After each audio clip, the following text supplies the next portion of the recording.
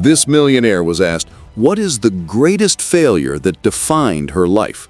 Her answer will surprise you, but it's inspiring. I met my boyfriend at a diner, and he gave me the $1,000 to start my business, so he became my business partner. And then he married my secretary 7 years later, and I was out, she was in. She's younger and prettier than me, and it was a really hard hit. I recovered, but it was so easy. I learned that bad stuff happens that break your heart, but you can get up and get going again, and that's exactly what I did. And there's always a plus to any bad side of a coin. You know, you flip it over and you see something bright. I think everything that's happened to me in my business career certainly was a result of belly flops that I turned over and saw the bright side. Interesting, isn't it? Turning setbacks into leverage. Life often feels profoundly unfair, especially when personal betrayal or loss directly contributes to another's gain. While that pain can be paralyzing, Barbara's story proves that the moment which feels like a devastating end can actually be the forceful catalyst for your most impactful work. True resilience isn't simply avoiding failure. It's the conscious, powerful act of pivoting every failure into an opportunity for massive growth. Here are a few simple, actionable steps you can start practicing today to face setbacks head-on and turn them into leverage. 1.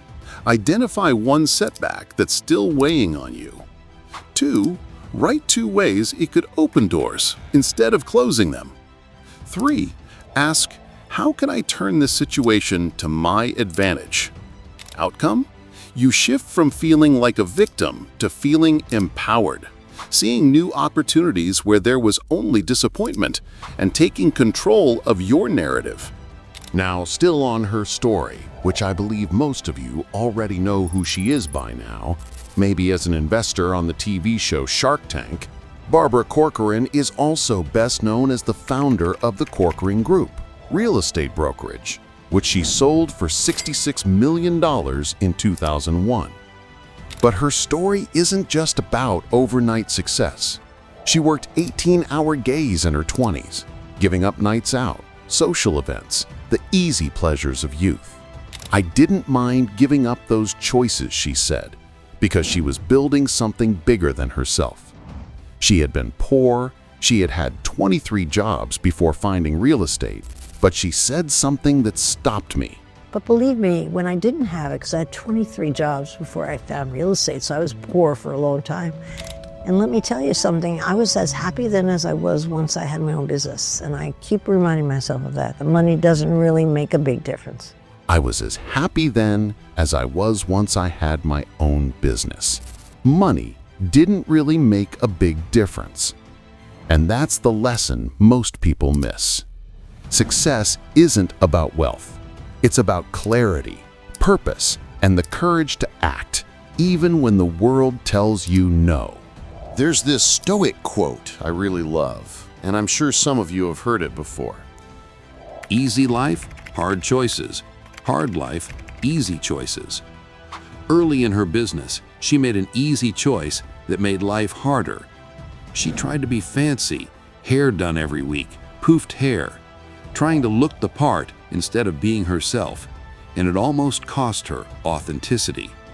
But she corrected course. She returned to what felt real. One of the choices I made was when I was young in my business, I thought I had to be fancy. So I started getting fancy, which was a real mistake. I had my hair done every week. I only washed on Sundays because I had that big poof hair. That I had to be who was out there in my marketplace. But the minute I became genuine and became myself again, because I got tired of getting my hair done, people liked me because I think I learned once and for all that I had to be genuine, because people will accept you with all your faults if you're the real deal. That's a lesson for all of us. Too often we chase appearances, we chase status, but the courage to be ourselves, flaws and all, is what ultimately opens doors. Was asked, what makes an entrepreneur successful? Being the Corcoran we know, she didn't talk about spreadsheets or market strategies. She said, a good entrepreneur is like a jack-in-the-box. That's what I'm always looking for. I'm looking for someone I think could be smashed on the head over and over and they'd still pop back up. Because every investment that I've made, if they didn't have the ability to get back up, boy, they never made it. So I really think resilience is the number one trait in probably 90% of it. They don't even have to be smart. Some of my biggest successes are not very smart. But, you know, if they were smart, they'd lay low and wait till the trouble's over. But they're right back up. Give me more, you know? Yeah, so really I have my biggest successes with people who are more of the second type. Barbara's biggest investments were not with the smartest, but with the people who kept getting back up. It's a lesson we can all apply in business, in relationships, in life. The world will knock you down. Your worth isn't measured by the fall, but by the bounce back. Barbara also said something powerful about pride, love, and giving. She remembered the first time she bought her parents a new car. They'd never owned one. She said, Me, I was most proud of myself when I bought my mother and father a new car. I was 32. They had never had a new car because we had 10 kids that had the same old jalopy their whole life. And they couldn't believe they got a new car. I felt rich, successful, satisfied, loving. All the good words came to my head, and that was me. I walked around, I'd say, for months, proud as could be because of something like that. So, again, giving, you know. I felt rich, successful, satisfied, but most of all, loving. That was me walking around proud for months. It wasn't money or status. It was the act of giving, of gratitude, of doing something meaningful for someone you love. That's what real success looks like, extending love into action. And life isn't about avoiding mistakes. Barbara couldn't read well as a kid. Everyone thought she was stupid. When I was a little kid, I couldn't read or write. And so everybody thought I was stupid, which I wasn't. I knew inside my head I wasn't stupid, but if you label that way, you start to believe it. In hindsight, it was the best thing that ever happened to me because I think I have spent my entire life proving I'm not stupid. I think I worked this hard, I prepared this hard, and I pushed this hard because I'm so afraid that somebody's going to think I'm really stupid. I don't think I'm really convinced, you know. But no, that was a tough one. But that was only when I was a kid, and it gave me so many talents to get through life. I got rejection early. I kind of got ready for it early. All I had was an early education, but tough on a kid, really tough on a kid. Happy I came through it. She said, in hindsight, it was the best thing that ever happened to me because I've spent my life proving I'm not. Rejection forged her. Labels didn't define her. Persistence did. Here's a little challenge for you today.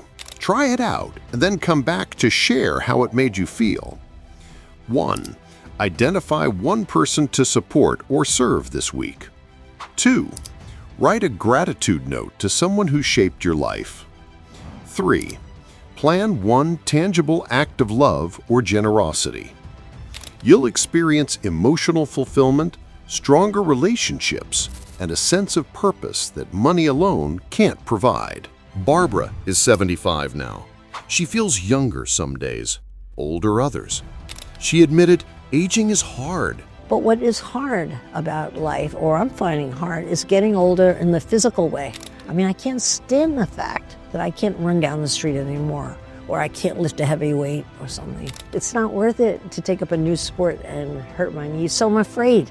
Actually, you know what, that's what it is, to have fear for the first time in my life, come in and to have to weigh the pros and cons. I was always, my whole life, my forte was I just go for it. But now I slow down and go, wait, can I really handle that? And I hate that hesitation. It's a rough one for me because I'm a goer. Maybe not tough for everybody, but not a fun one. And looking back, if she could give her 25-year-old self a piece of advice, it would be this. Chill. Don't be in such a rush. I mean, I was always in a rush. I never hesitated for a second. Just chill out and smell the roses a little more. I don't think I was smelling the roses till I was 35, 40. Probably when I had my first kid at 48. It was the first time I really slowed down and realized what I had, that appreciation, the thankfulness. I'm very thankful now, but as a young woman, I wasn't thankful. I just thought, I'm gonna slay the dragon and see how far I could go. Yeah. That's what life is really about. The race doesn't end with wealth or titles. It ends with reflection, with gratitude, with the courage to move forward without regret. Barbara's reflection teaches that maturity brings clarity, and appreciating the journey is as important as achieving goals. Try this today. 1. Spend 10 minutes daily reflecting on gratitude. 2. Identify one area where you habitually rush consciously slow down. 3. Celebrate one small win weekly, appreciating progress. You'll gain mental clarity, emotional balance, and a deeper sense of life satisfaction, making success more sustainable and meaningful. Barbara's story is a blueprint. Failure will come. People will let you down. Society will try to define you. But resilience, authenticity, and generosity are the real currencies of life. Take responsibility for your life. Don't blame the next guy. Get up, keep going. Surround yourself with people who lift you, and never stop giving. Because in the end, success is less about the money in the bank and more about the life you've built, the lessons you've learned, and the love you've given along the way.